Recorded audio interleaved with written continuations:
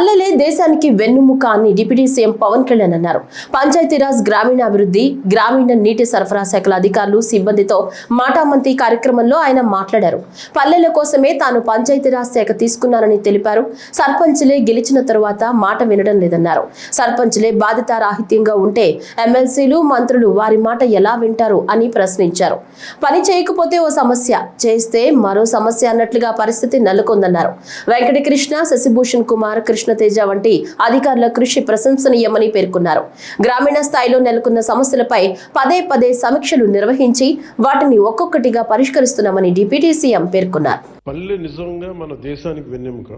అందుకని అలాంటి పంచాయతీ రాజ్ని నేను ఒక ఆన్ పర్పస్ ఆప్ట్ చేసుకున్నాను. శశిభూషణ్ సార్ ఆ రోజున పిఎస్గా ఉన్నారు, లాస్ట్ గవర్నమెంట్లో కూడా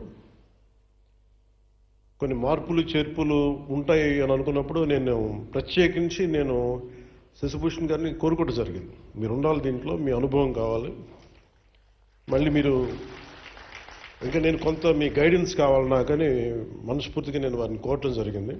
ఈ రోజున రిఫార్మ్స్ ఇంత సజావుగా సాగాయంటే ఆయన ఒక బీహార్ లాంటి రాష్ట్రం నుంచి వచ్చి ప్రజల కోసం ఏదైనా చెయ్యాలి అని ఒక తపనతో వచ్చిన అధికారి ఆయన ఒకప్పుడు.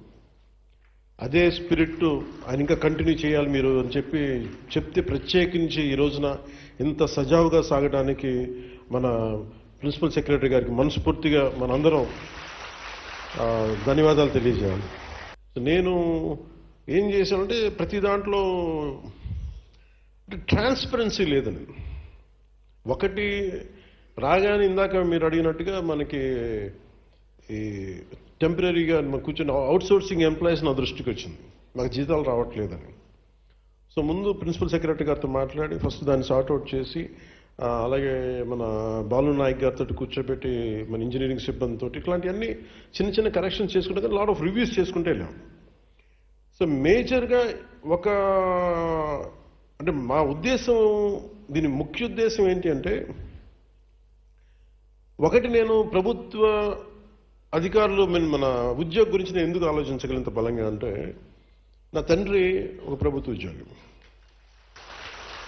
అంటే నా కృతజ్ఞత ఏముంటుందంటే మేము చదువుకున్నా, మేము పెరిగినా నా తండ్రి ఆదాయం మీద మేము పెరిగాం. సో మాకు ఒక పే బ్యాక్ లాగా ఉంటుంది తిరిగి ఇవ్వడం. సో నేను ఎలా ఇవ్వగలను తిరిగి? ఒకటి మనం సమాజానికి చేసేది, ప్రజలకు చేసేదితో పాటు